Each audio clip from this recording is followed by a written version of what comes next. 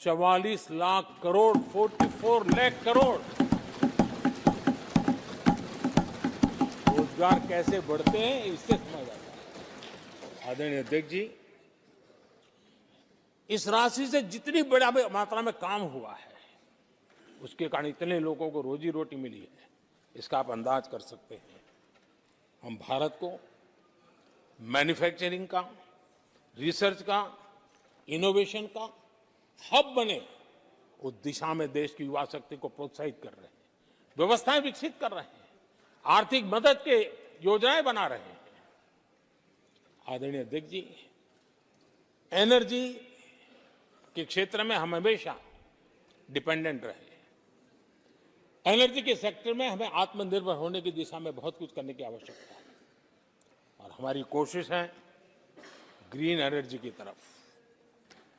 Hydrogen को लेकर के हम बहुत बड़ी मात्रा में आगे बढ़ रहे हैं, उसमें अभूतपूर्व निवेश। उसी प्रकार से दूसरा क्षेत्र है जिसमें भारत को लीड लेनी होगी, वो है सेमीकंडक्टर। पिछली सरकारों ने जितने प्रयास किए लेकिन सफलता नहीं मिली। अब हम जिस स्थिति में पहुंचे हैं, मैं विश्वास से कहता हूं कि हमारे 3 दशक खराब भले हो गए लेकिन आने वाला समय हमारा है। हम सेमीकंडक्टर के क्षेत्र में अभूतपूर्व निवेश में देख रहा हूं और भारत दुनिया को एक बहुत बड़ा कंट्रीब्यूशन करेगा। इन सारे कारणों से आदरणीय अध्यक्ष जी, क्वालिटी जॉब की संभावनाएं बहुत बढ़ने वाली हैं और जिसके कारण समाज में जैसे जैसे हमने एक अलग स्किल मिनिस्ट्री बनाई, उसके पीछे हेतु ये है कि देश के नौजवानों को हुनर मिले और ऐसे अवसर मिले और हम इंडस्ट्री 4.0 उसके लिए मैन पावर को तैयार करते हुए आगे बढ़ने की दिशा में काम कर रहे हैं। आदरणीय अध्यक्ष जी, यहाँ महंगाई को लेकर के काफ़ी कुछ बातें की गई है। मैं जरूर चाहूँगा कि देश के सामने कुछ सच्चाइयाँ आनी चाहिए। इतिहास गवाह है, जब भी कांग्रेस आती है महंगाई लाती है।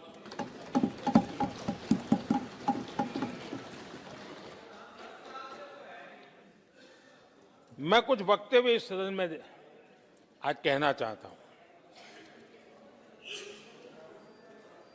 और किसी की आलोचना करने के लिए नहीं कह रहा हूं, लेकिन हो सकता है कि हमारी बात जो समझ नहीं पाते हैं वो अपने लोगों की बात को समझने का प्रयास करेंगे। कहा गया था कभी और किसने कहा था वो मैं बाद में कहूंगा, हर चीज की कीमत बढ़ जाने की वजह से मुसीबत फैली है, आम जनता उनमें फंसी है।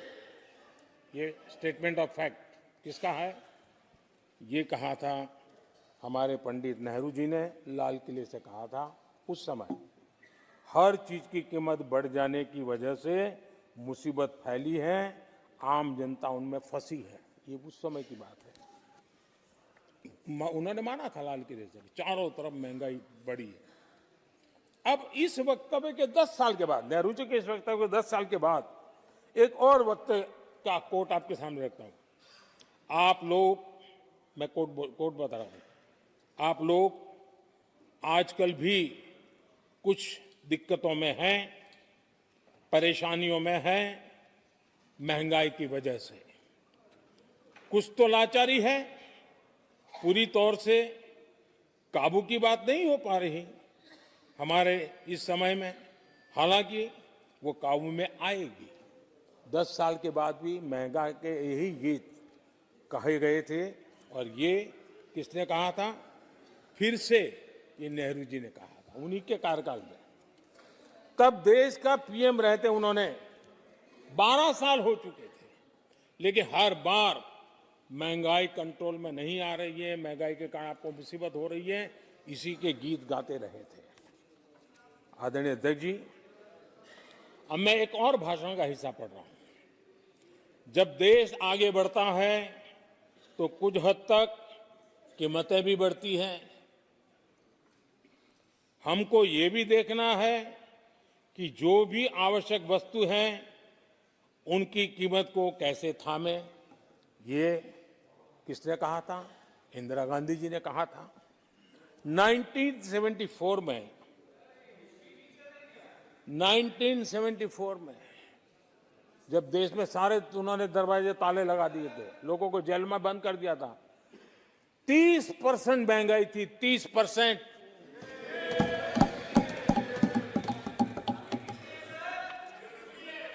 आदरणीय अध्यक्ष जी,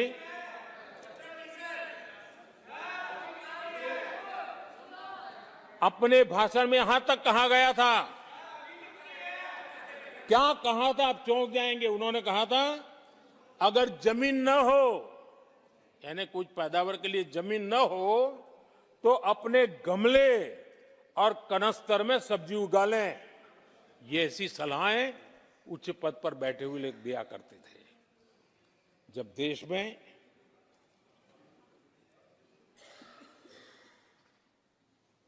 महंगाई को लेकर के 2 गाने सुपर हिट हुए थे हमारे देश में, घर घर गाए जाते थे। एक महंगाई मार गई और दूसरा महंगाई डायन खाए जा, डायन खाए जाता है। और ये दोनों गाने कांग्रेस के शासनकाल में आए। आदरणीय अध्यक्ष जी, यूपीए के शासनकाल में महंगाई डबल डिजिट में थी, डबल डिजिट में महंगाई थी, इसको नकार नहीं सकते हैं। और यूपी का सरकार का तर्क क्या था जी? असंवेदनशीलता। ये कहा गया था कि महंगी आइसक्रीम खा सकते हो तो महंगाई का रोना क्यों रो रहे हो, ये कहा गया था, ये कहा गया था। जब भी कांग्रेस आई है उसने महंगाई को ही मजबूत किया। आदरणीय अध्यक्ष जी, हमारी सरकार ने महंगाई को लगातार नियंत्रण में रखा है। दो युद्ध के बावजूद और 100 साल में आए सबसे बड़े संकट के बावजूद महंगाई नियंत्रण में है और हम कर पाए हैं।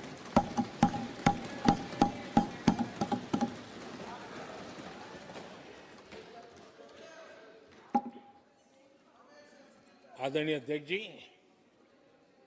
यहां पर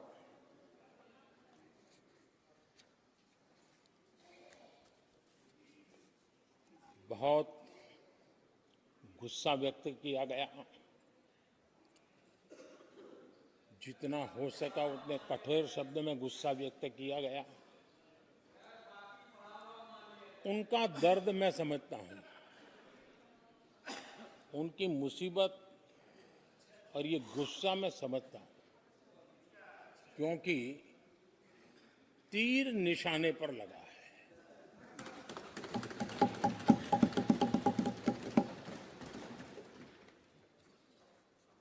भ्रष्टाचार पर एजेंसियां एक्शन ले रही हैं,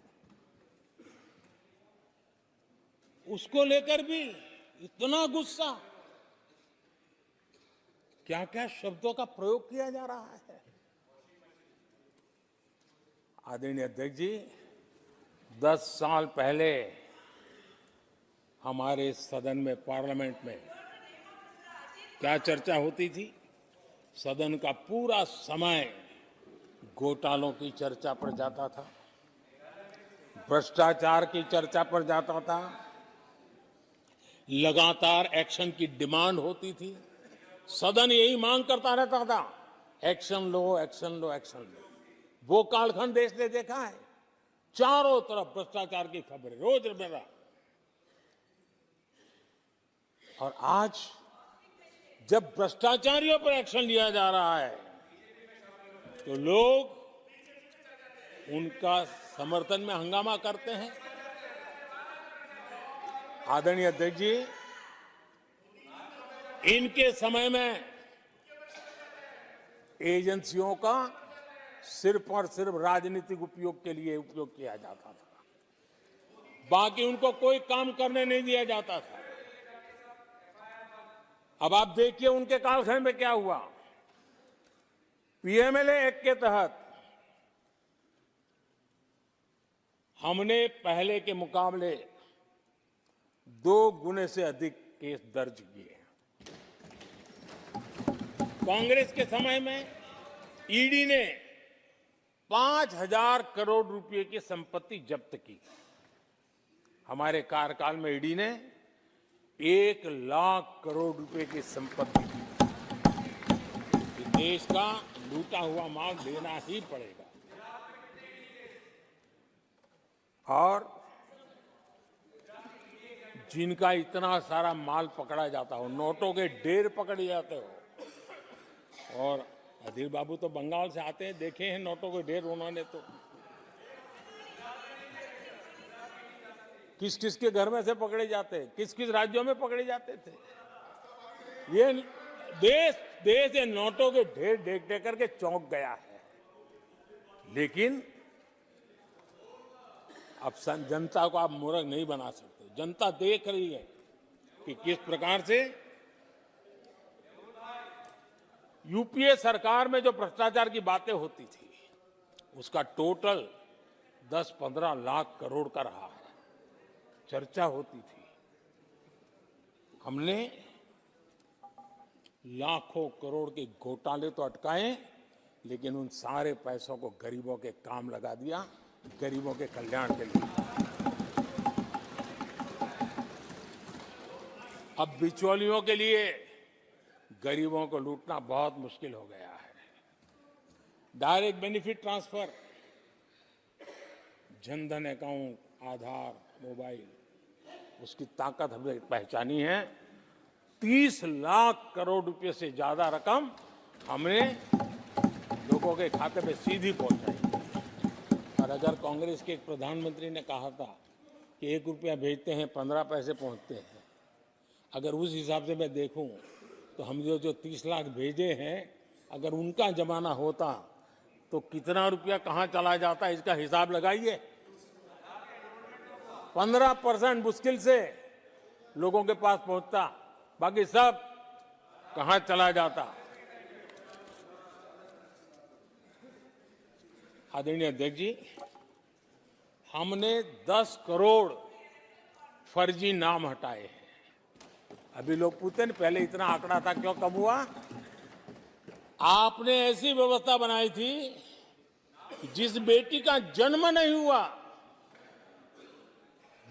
हुआ उसको आपके यहां से विधवा पेंशन जाते थे। और ऐसे सरकारी योजनाओं को मारने के जो रास्ते थे ना, 10 करोड़ फर्जी नाम बंद किए। ये जो परेशानी है ना इन चीजों की है, क्योंकि रोजमर्रा की काय उनकी बंद हो गई है। आदरणीय अध्यक्ष जी, हमने ये फर्जी नामों को हटाने से करीब करीब 3 लाख करोड़ रुपया फर्जी हाथों में जाने से बचाया, गलत हाथों में जाने से बचाया। देश के टैक्स पेयर का पाई पाई बचाना और सही काम में लगाना, इसके लिए हमने जीवन खपा रखे हैं। आदरणीय अध्यक्ष जी, सभी राजनीतिक दलों को भी सोचने की जरूरत है, और समाज में भी जो लोग बैठे हैं उनको देखने की जरूरत है। आज देश का दुर्भाग्य है, पहले तो क्लासरूम में भी कोई अगर चोरी करता था, किसी की कॉपी करता था, तो वो भी 10 दिन तक अपना मुंह किसी को दिखाता नहीं था। आज जो भ्रष्टाचार के आरोप जिन पे सिद्ध हो चुके हैं, जो जेलों में समय निकाल करके पैरोल पर आए, आज वॉशिंग मशीन से भी बड़ा कंधे पे लेकर के महिमा मंडन कर रहे हैं ऐसे चोरों का सार्वजनिक जीवन में। कहां ले जाना चाहते हो देश को तुम? जो सजा हो चुकी है, मैं ये तो समझता हूं कि आरोप जो है उनके लिए तो आप सोच सकते हैं, लेकिन जो गुनाह सिद्ध हो चुका है, जो सजा काट चुके हैं, जो सजा काट रहे हैं, ऐसे लोगों का महिमा मंडन करते हो आप। कौन सा कल्चर और देश की भावी पीढ़ी को क्या प्रेरणा देना चाहते हो आप? कौन से रास्ते और ऐसी कौन सी आपकी मजबूरी है?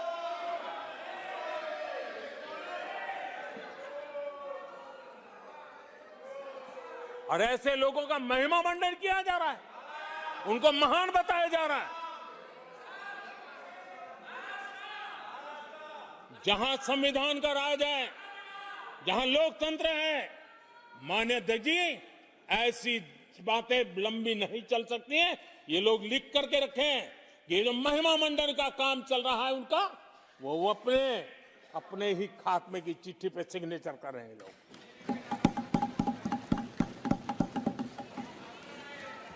आदरणीय अध्यक्ष जी, जांच करना ये एजेंसियों का काम है।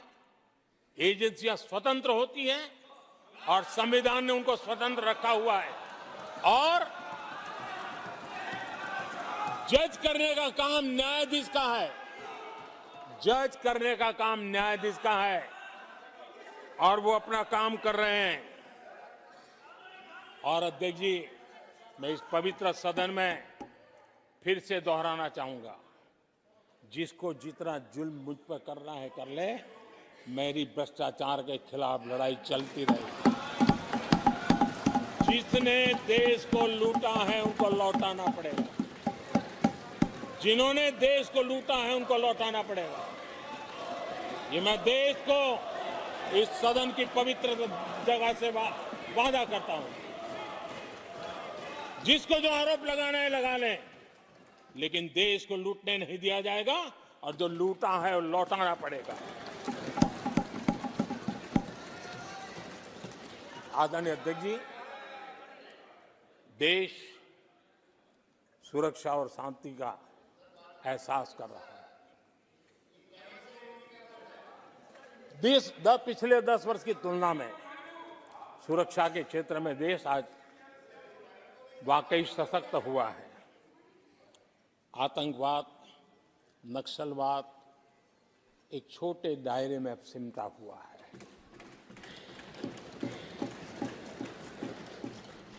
लेकिन भारत की जो टेररिज्म के प्रति जीरो टॉलरेंस नीति है, आज पूरे विश्व को भी भारत की इस नीति की तरफ चलने के लिए मजबूर होना पड़ा। भारत की सेनाएं सीमाओं से लेकर के समंदर तक अपने सामर्थ्य को लेकर के आज भी थाक है। हमें हमारी सेना के पराक्रम पर गर्व होना चाहिए। हम कितना ही उनके मोरल तोड़ने की कोशिश करें, मुझे मेरी सेना पर भरोसा है। मैंने उनके सामर्थ्य को देखा है। कुछ राजनेता सेना के लिए हल्के फुल्के शब्द बोल दें, इससे मेरे देश की सेना डिमोरलाइज होगी। ये सपनों में कोई रहते तो निकल जाए। देश के मूड को वो खत्म नहीं कर सकते। और किसी के एजेंट बन करके इस प्रकार की भाषा अगर कहीं से भी उठती है, देश कभी स्वीकार नहीं कर सकता है। और जो खुलेआम देश में अलग देश बनाने की वकालत करते हैं,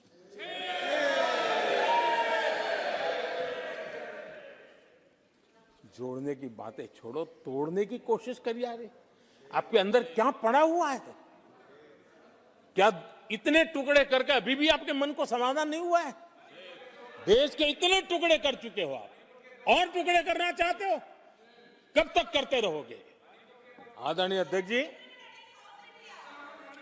इसी सदन में अगर कश्मीर की बात होती थी तो हमेशा चिंता का स्वर निकलता था, छिटाकशी होती थी, आरोप प्रत्यारोप होते थे। आज जम्मू कश्मीर में अभूतपूर्व विकास की चर्चा हो रही है और गर्व के साथ हो रही है। पर्यटन लगातार बढ़ रहा है। G20 समिट होती है वहां, पूरा विश्व आज उसकी सराहना करता है। आर्टिकल 370 को लेकर के कैसा हुआ बना के रखा था।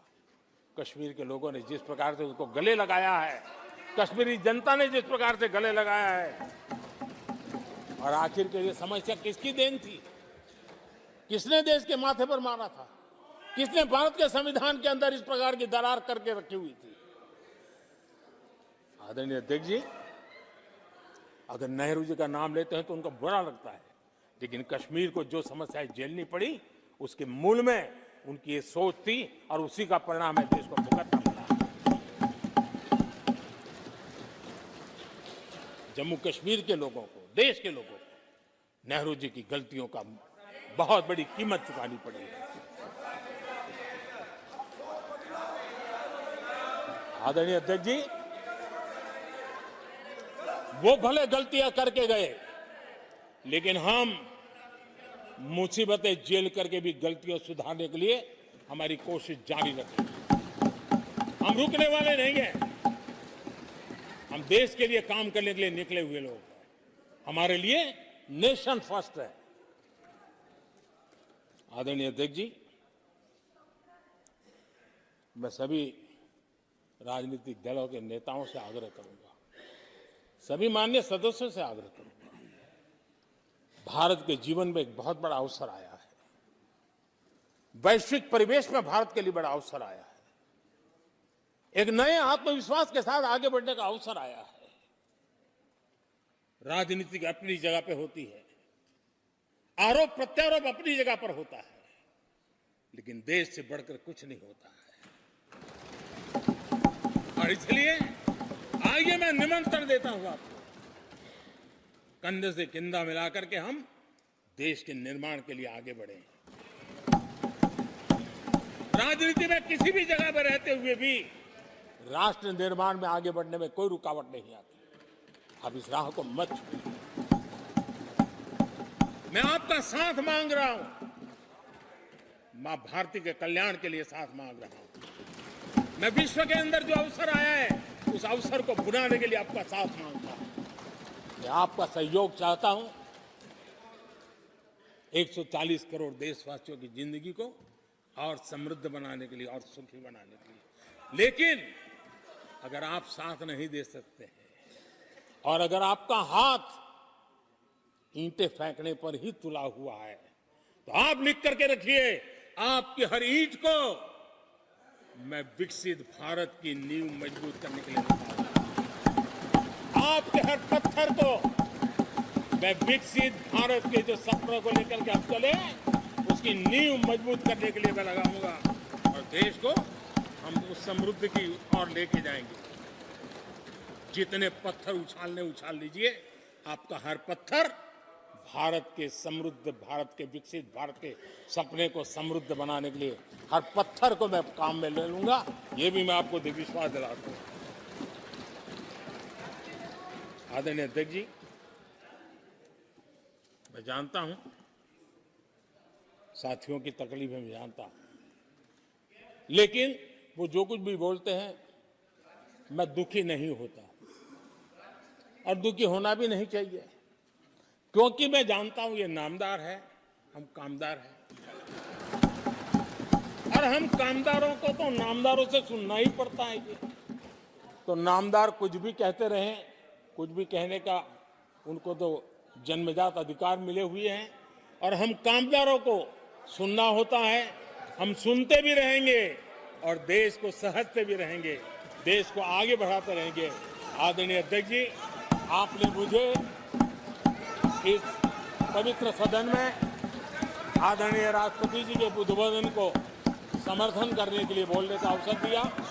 मैं आदरणीय राष्ट्रपति जी के उद्बोधन को समर्थन देते हुए धन्यवाद प्रस्ताव पर आभार व्यक्त करते हुए मेरी वाणी को विराम देता हूं।